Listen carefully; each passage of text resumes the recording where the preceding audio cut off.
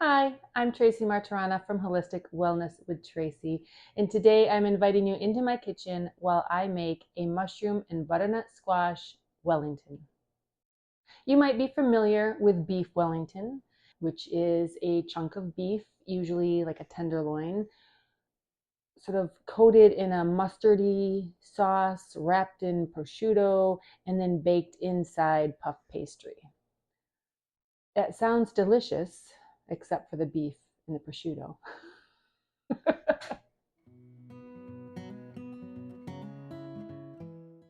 If you can make beef Wellington, you can make any other sort of Wellington, right? I love this recipe because just like so many of my other favorite recipes, it's easy to change up and make however you want. So the version I'm doing today has mushrooms and butternut squash in it and a little bit of feta. However, you could do mushrooms with spinach. You could use a variety of mushrooms. You could do just vegetables you don't have to do mushrooms at all. You could do a variety, like a vegetable medley, whatever you want. Wrap it in puff pastry and bake it, and it will be delicious. Another thing I love about this recipe is even though it's pretty simple to pull together, it's not too complicated and it doesn't take that long, but it feels really fancy. So it makes a great holiday meal.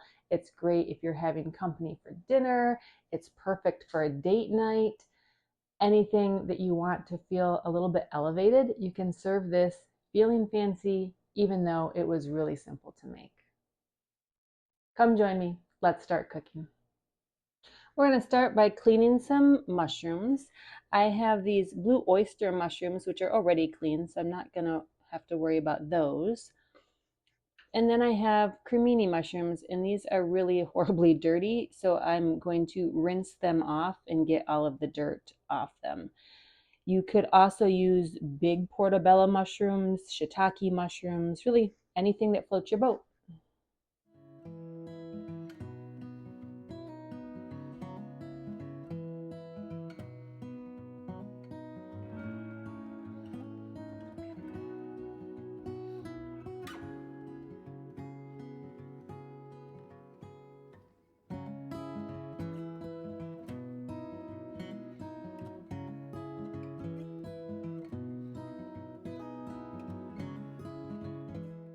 So let's get started with our onion.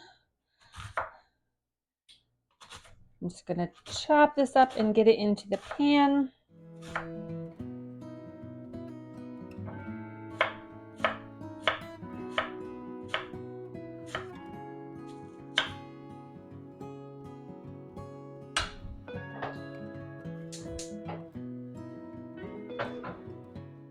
Turn on my fire with a little bit of olive oil in the pan.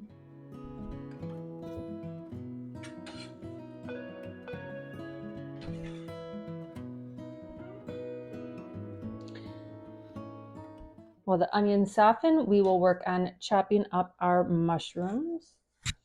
So again, I have these really nice looking blue oyster mushrooms. The only reason I'm putting these in is because they were available at my store. I have done this in the past with normally just the big portobello mushrooms or the creminis. I have added shiitake. This is the first time I'm adding blue oyster. Really, it's just whatever the store has available.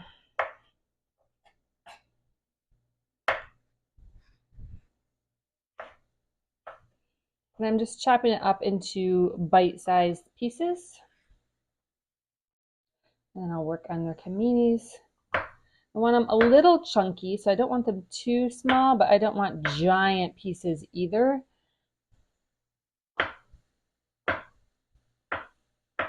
You can see they're not that big. Because these will shrink up a little bit when they cook as well.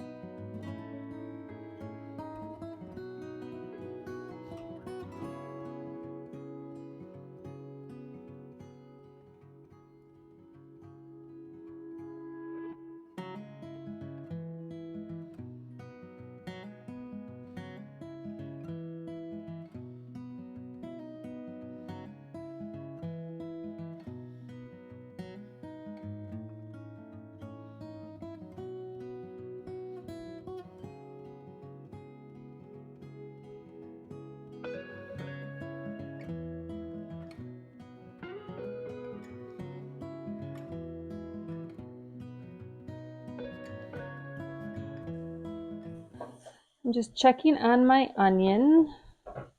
I want it fairly soft. I don't want to end up with a big chunk of crunchy onion in the middle of my Wellington, because the Wellington doesn't really bake for all of that long. So everything that goes in it at this point needs to be sort of cooked through. It only cooks for about half hour or so, really just enough to bake the puff pastry.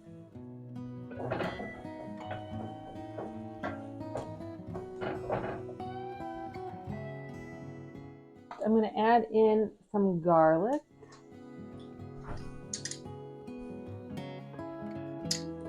I have 2 cloves, but add what you like. If you like lots of garlic, add more garlic. If you don't, add less. You could also just add a little garlic powder if that's what you have on hand. I do like a bit of garlic, so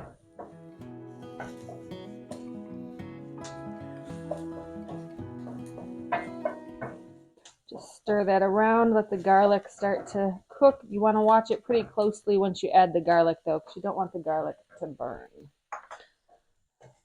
So I'm going to add a little salt and pepper, and then we'll toss the mushrooms in.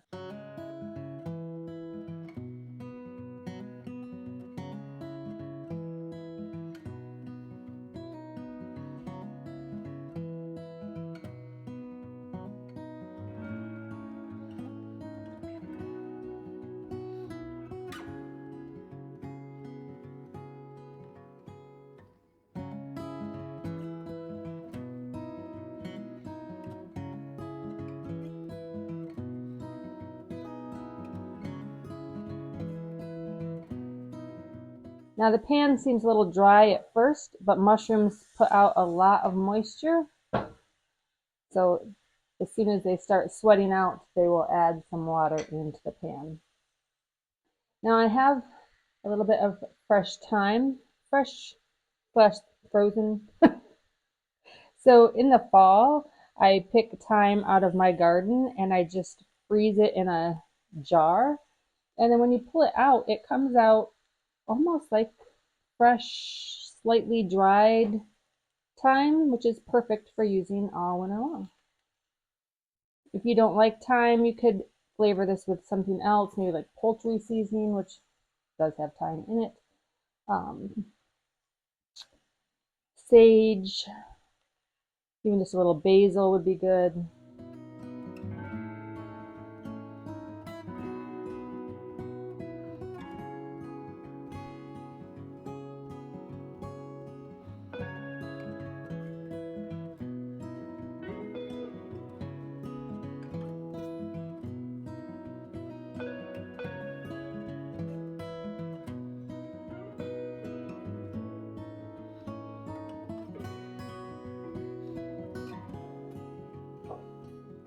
And we're just going to let these cook up until they get soft and cooked through.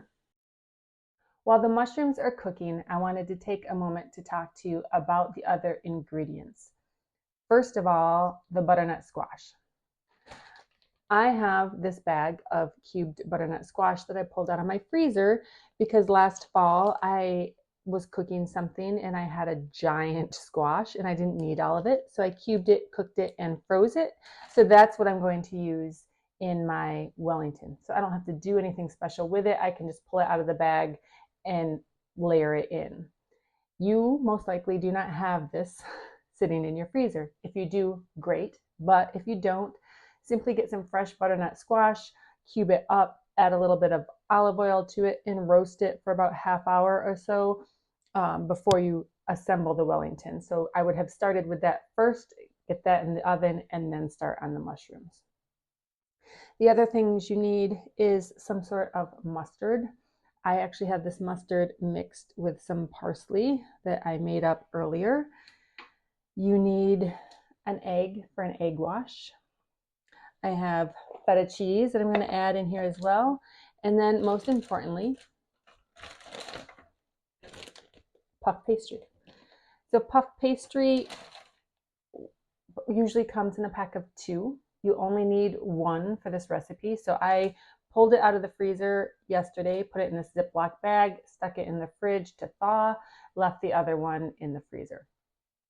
So you want thawed puff pastry. So you have to plan ahead just a little bit, but nothing too crazy.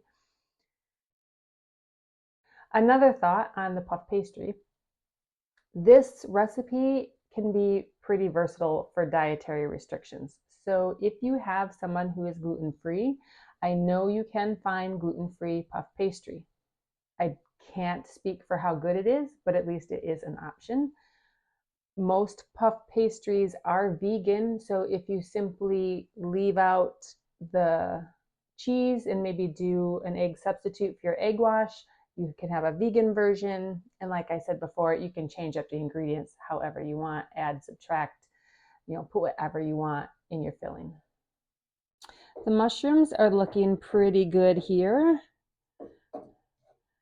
They're softening up, shrinking down. There's a lot of juice coming out of them. So I'm going to turn off the heat and maybe move them over off this heat just a little bit, off the residual heat, and let them cool a little bit so they're not steaming hot when I go to work with them. And then I will start preparing the puff pastry. So let's start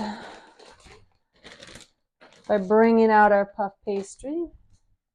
I'm working on a little bit of parchment paper here just to help myself later. But I'm going to flour it a little bit and then open my pastry up.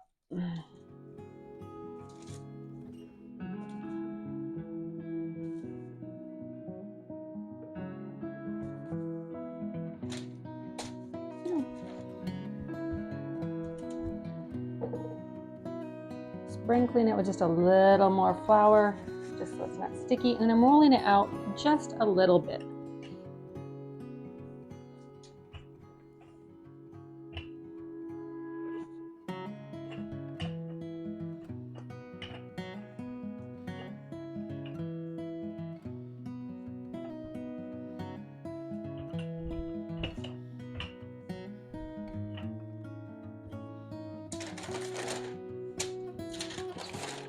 Making sure it's not stuck in any places here, because it was a little moist when I put it on here from the Ziploc bag.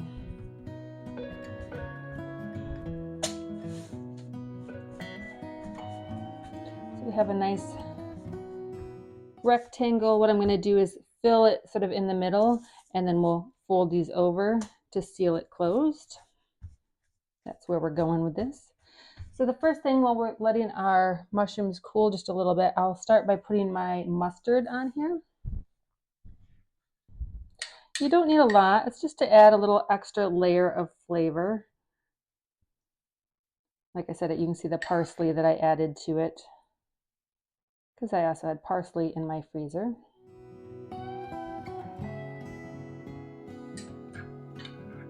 And I'm just using the back of my spoon to scoop it out and spread it, since I couldn't find my little spatula.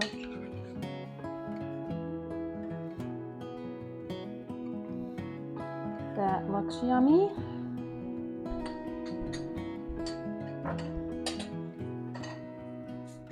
And then while I finish assembling, I will also turn on my oven. We want the oven at 375. And then we're going to add the mushrooms on. I'm going to use a slotted spoon. Unfortunately, the only one I can find is this very beautifully decorated serving spoon, but it'll work. I just want to try to not bring over a lot of the juice. So I'm kind of holding my pan, letting the juice come down to the bottom. You can't avoid all of the juice, but you don't want to minimize it.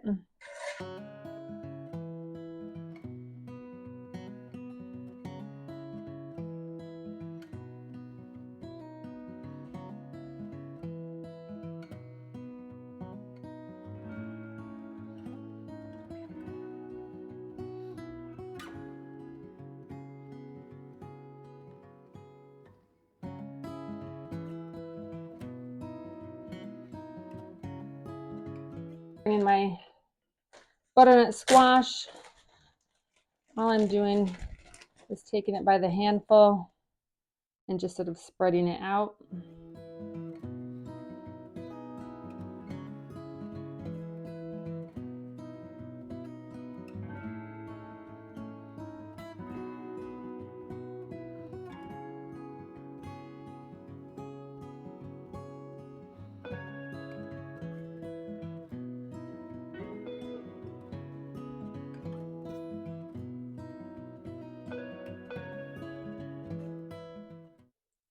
All right, let's get ready to fold it up. We're going to need an egg wash.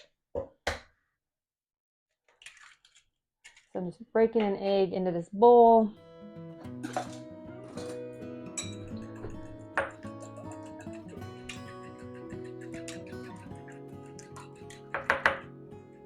Give it a little blend. And then, let's see, we'll fold from this side first. Fold it over to just past center. And then I'm just here along the edge. I don't know if you can see that well. I'm just putting the egg wash.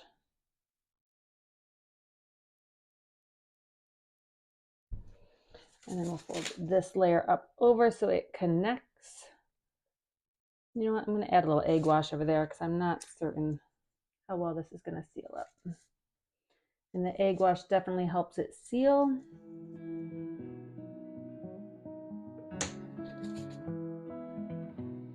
And with that same fork, just using the fork to also seal it down.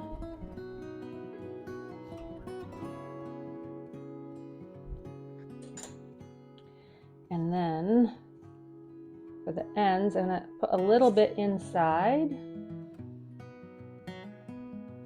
Squish that down.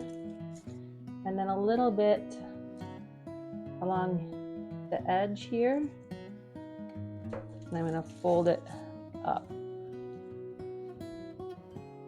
Trying to make it pretty. In the end, this is going to be on the bottom. We're going to flip this over so it doesn't have to be too beautiful. But we do want to make sure it's nicely sealed. I'll take my egg wash.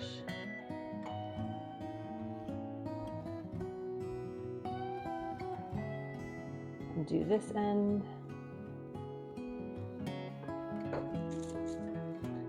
Fold that over.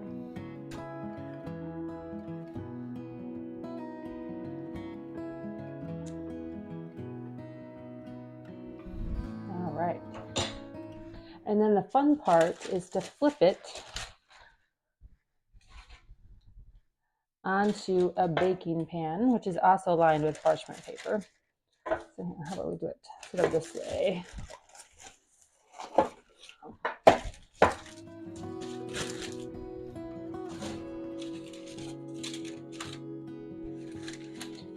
Would have liked it a little better centered. There we go. The next thing to do is add a little decorative design to it.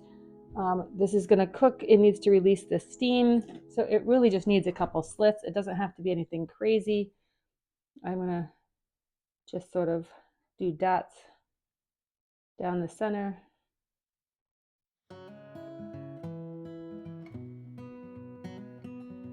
Get as fancy as you want.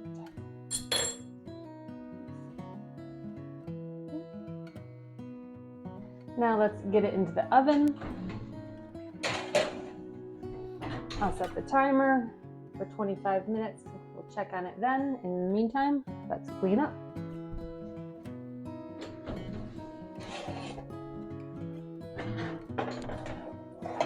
So all in all, I did 35 minutes in the oven, and I think it looks beautiful.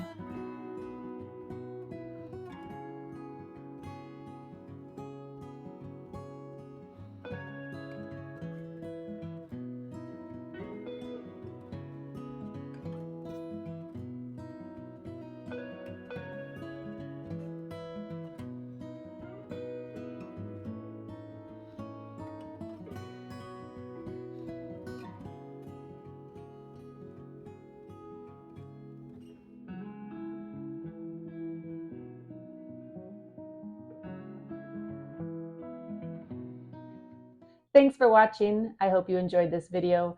Again, my name is Tracy Martirana, and I use my knowledge of nutrition, yoga, Ayurveda, herbs, and meditation to bring you information and inspiration so you can live a healthy, happy, and balanced life.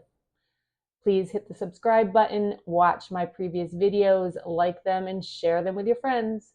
Doing so lets YouTube know that people are interested in content like mine. Thanks, and have a great day.